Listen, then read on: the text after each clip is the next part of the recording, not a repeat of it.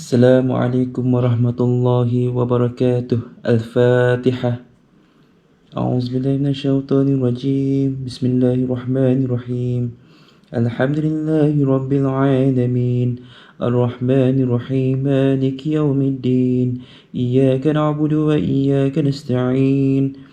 اهدنا الصراط المستقيم صراط الذين أنعمت عليهم غير المغضوب عليهم ولا الضالين آمين. Alhamdulillah bil alamin wassalatu wassalamu ala asyrafil anbiya'i wal mursalin sayyidina maulana Muhammad wa ala alihi washabihi ajma'in.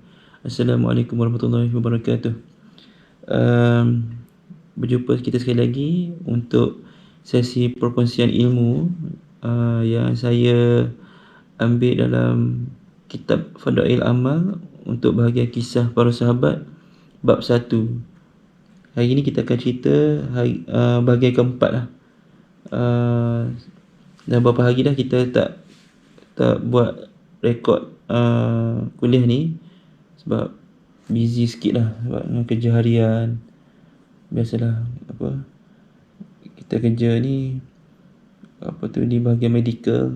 So kalau ada kesempatan saya akan cubalah insya-Allah istiqomah untuk berkongsi ilmu dengan sahabat-sahabat sekalian. Okey, untuk pada hari keempat hari ni saya nak cerita tentang keislaman Sayyidina Bilal radhiyallahu an dan penderitaan beliau. Okey, bismillahirrahmanirrahim.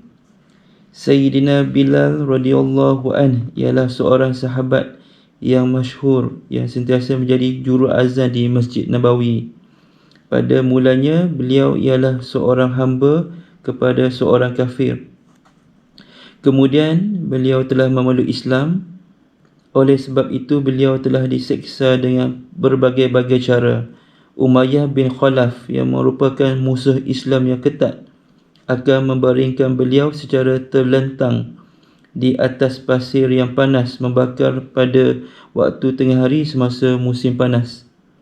Dia juga telah meletakkan batu yang besar ke atas dada Sayyidina Bilal radhiyallahu an supaya beliau tidak dapat bergerak.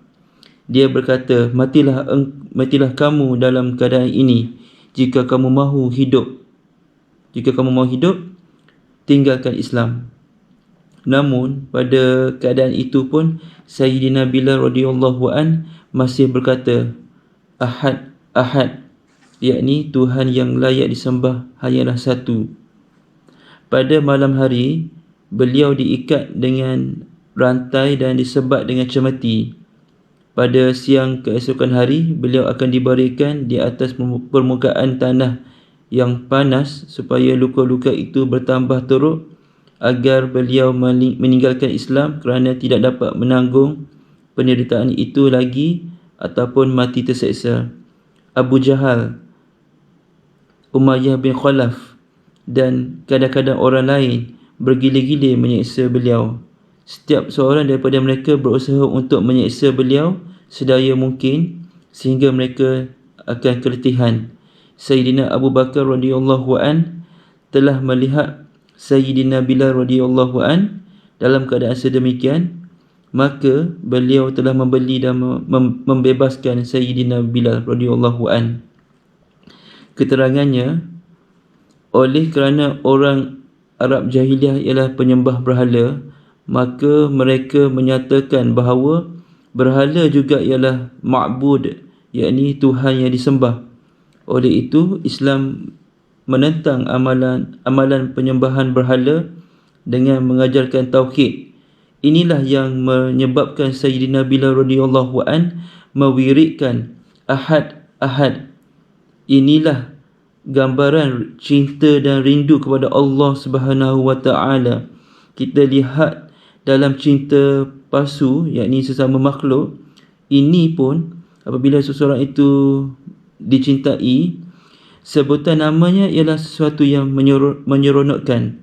Nama itu diulang-ulang tanpa sebarang faedah.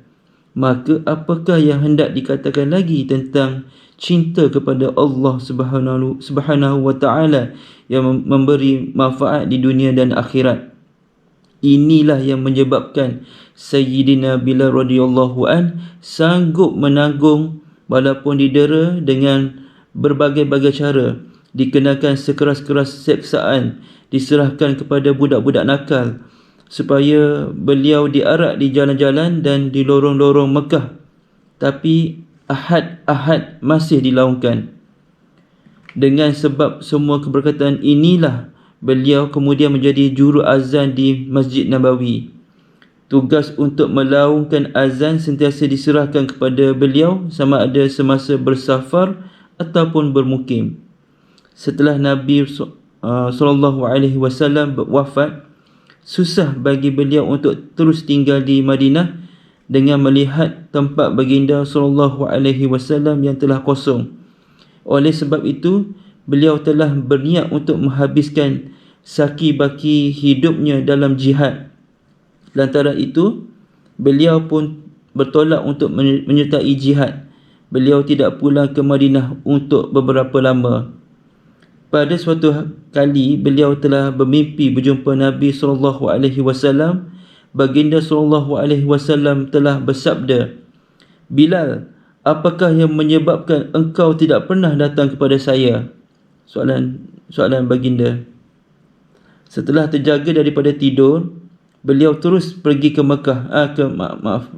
ke Madinah. Sayyidina Hasan radhiyallahu an dan Sayyidina Husain radhiyallahu an telah memohon agar beliau melaungkan azan. Permintaan daripada kedua-dua orang yang dikasihi bukanlah suatu perkara yang boleh ditolak. Beliau pun mula melakukan azan seperti pada zaman Nabi SAW. Sebaik saja suara beliau sampai ke pendengaran penduduk kota Madinah, maka berhamburanlah air mata mereka, sehingga wanita-wanita pun keluar dari rumah-rumah mereka dalam keadaan menangis. Setelah beberapa hari di Madinah, beliau pun pulang dan beliau meninggal dunia kira-kira pada tahun 20 Hijriah di Damsyik. Wallahu a'lam bisawab. Assalamualaikum warahmatullahi wabarakatuh. Jumpa lagi.